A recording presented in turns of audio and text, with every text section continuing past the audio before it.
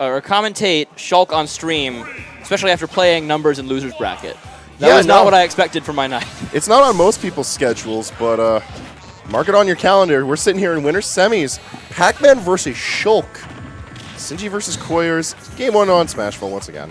And Sinji early on using this trampoline to zone Coyors out as best he can. We'll see if Coyors is aware of how to play around that in this matchup.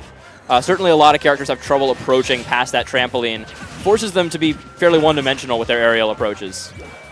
Yeah, you know, Shulk is one of those characters that doesn't particularly have the tools to contest or respect the trap game that Pac-Man builds up.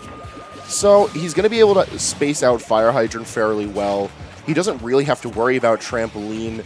Bonus fruits could be an issue for him, as the changing knockbacks don't really do much for Sinji, but the arts that do have a little bit more damage on Coyors will be a bit more of a hindrance.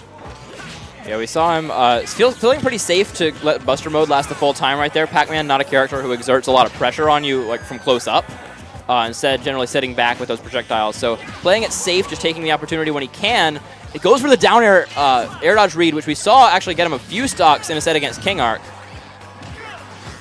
Sinji's able to get just a late hit in air right there. And this is a very, very close first stock. And the smash art back air, going to seal that stock with them sitting both just a little over 100. And now we'll see Coyors do what he's done quite often, go into Buster Art. Zone. But yeah, there's the blast zone. That too. So that's the issue with having such aggressive air control, is you leave yourself open to these unorthodox coverage options. And I love that. That was beautiful. Put them in free fall, utilizing the third hit of the trampoline to extend a combo. That's something I want to see out of more Pac-Man, because it's so clean.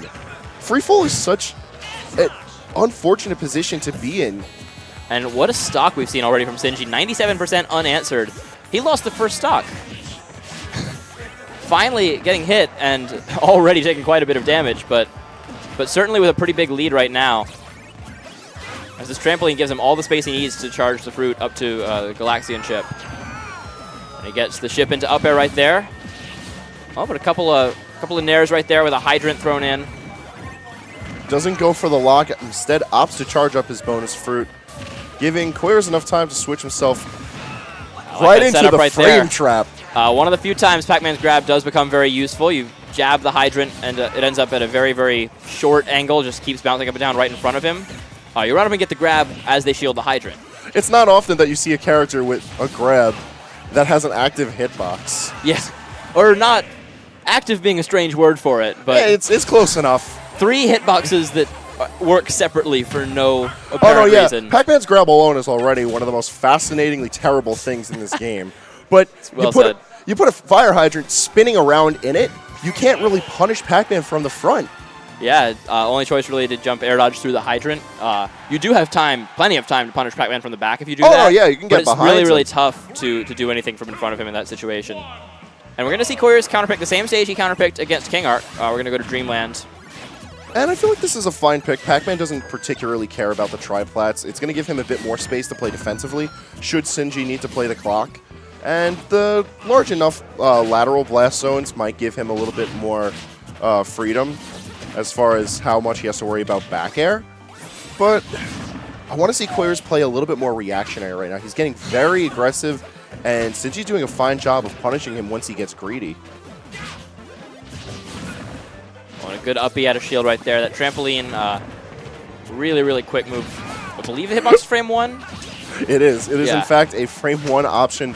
You know, everyone likes to talk bad about Pac-Man for his non-existent grab, but having a frame 3 nair and a frame 1 option? Yeah, it certainly has some good out of shield options. A lot of really good quick punish tools.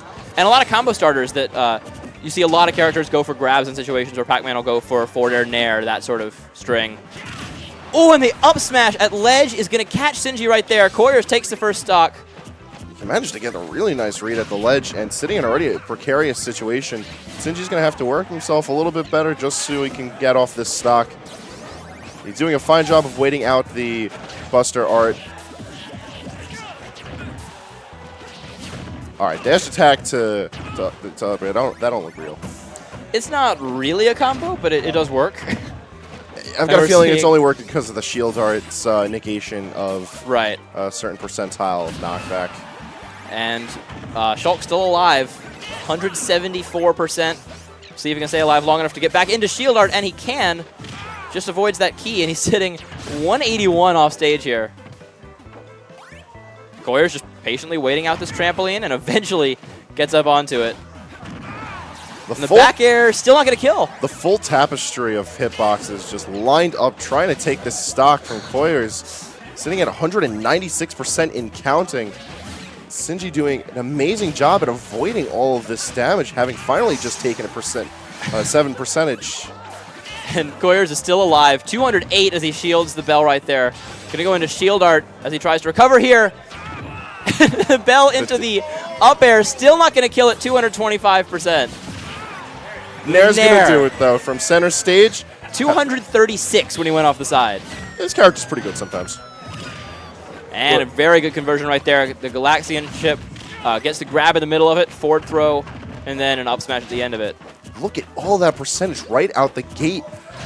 I question why Coyors constantly wants this Buster art so early on in a stock, considering how often this has happened to him. Although it is worth mentioning how well he's able to utilize the rage behind Shulk. This might be some sort of intentional plan, but against the likes of Sinji, you gotta be careful.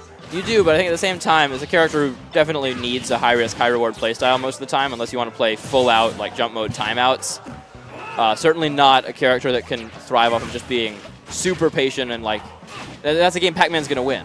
Right. So Coyors trying to go out and make things happen, figuring that if he ends up taking a lot of damage, he'll try to make the comeback with the rage and, of course, with his survivability against Pac-Man.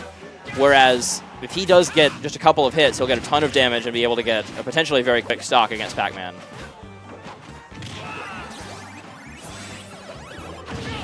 And already we've seen Coyors bring this back quite a ways.